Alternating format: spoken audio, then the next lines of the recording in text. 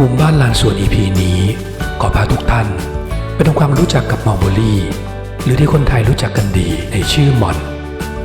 ในอดีตนิยมปลูกเพื่อนำเอาใบมาใช้เลี้ยงไหมปัจจุบัน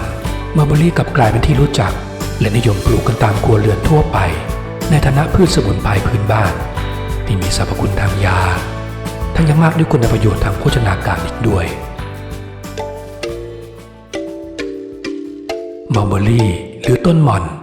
เป็นพืชในสกุลมอลลัสซึ่งมีถิ่นกำเนิดในหลายภูมิภาคทั่วโลกไม่ว่าจะเป็นเอเชียยุโรปแอฟริกาและอเมริกาโดยสายพันธุ์ที่พบในไทยและเอเชียก็คือมอลลัสอัลบาหรือหม่อนขาวที่นิยมตัดใบมาใช้เลี้ยงตัวไหมโดยเฉพาะอย่างยิ่งในภาคตะวันออกเฉียงเหนือและภาคเหนือของไทย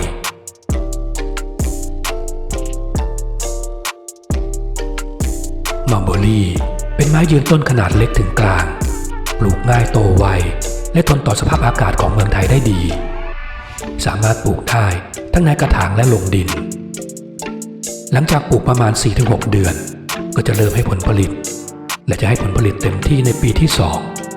2ใบรูปไข่ขอบใบหยัก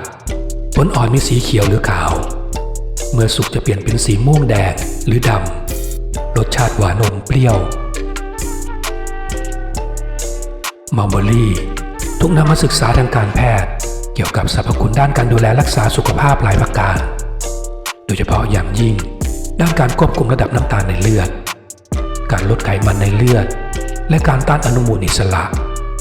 โดยพบสารสำคัญอย่างแอนโทไซยานีนที่มีคุณสมบัติต้านอนุมูลอิสระและอาจช่วยลดระดับคอเลสเตอรอล LDL และไตรกลีเซอไรด์จากการศึกษาพบว่าผู้ที่รับประทานสารสกัดจากมัลเบอรี่ขาวที่มีแอนโทไซยานีน325มิลลิกรัมต่อวันเป็นเวลา6สัปดาห์จะมีระดับคอเลสเตอรอล LDL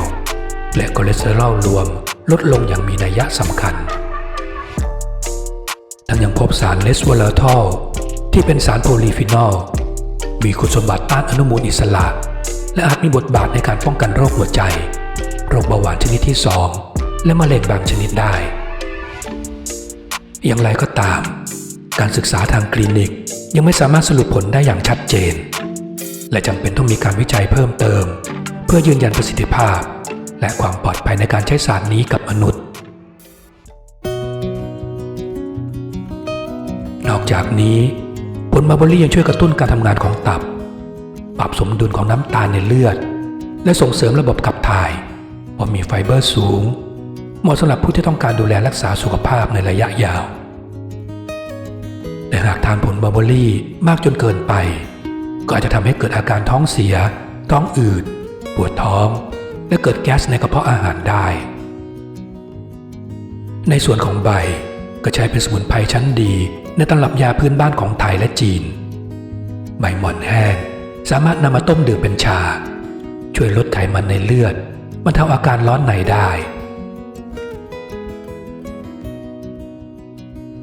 จากการศึกษาวิจัยพบว่าใบหม่อนที่มีสารประกอบอัลคาลอยด์ที่มีชื่อว่าดีออกซิโนจิลิไมซินมีฤทธิ์ยับยั้งเอนไซม์ที่ช่วยย่อยคาร์โบไฮเดรตทำให้น้ำตาลในเลือดหลังรับประทานอาหารลดลงและช่วยเรื่องการตอบสนองของอินซูลินในผู้ป่วยเบาหวานชนิดที่ 2ได้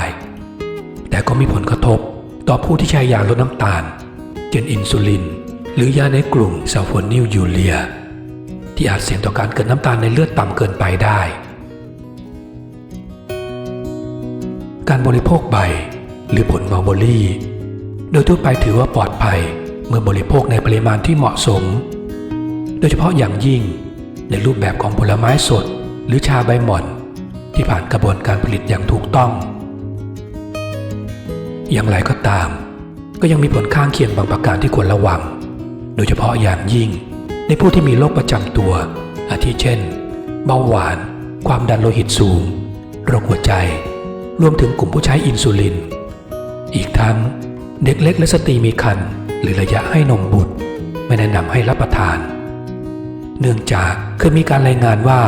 มีผู้ได้รับผลกระทบรุนแรงที่อาจจะเกี่ยวข้อง กับการบริโภคใบหม่อนขาวในรูปแบบของอาหารเสริมแต่ก็ยังไม่มีข้อสรุปทางการแพทย์ที่ชัดเจนในกรณีนี้ดังนั้นผู้ที่อยู่ในกลุ่มเสี่ยงแนะนำให้เลี่ยงหรือปรึกษาแพทย์ก่อนบริโภค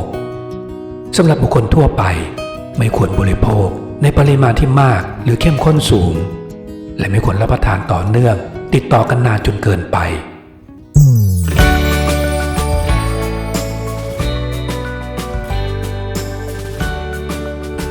ขอบคุณที่รับชมโปรดกดติดตามและรับชมสาระดีๆเพิ่มเติมได้ที่ในช่องกันนะครับ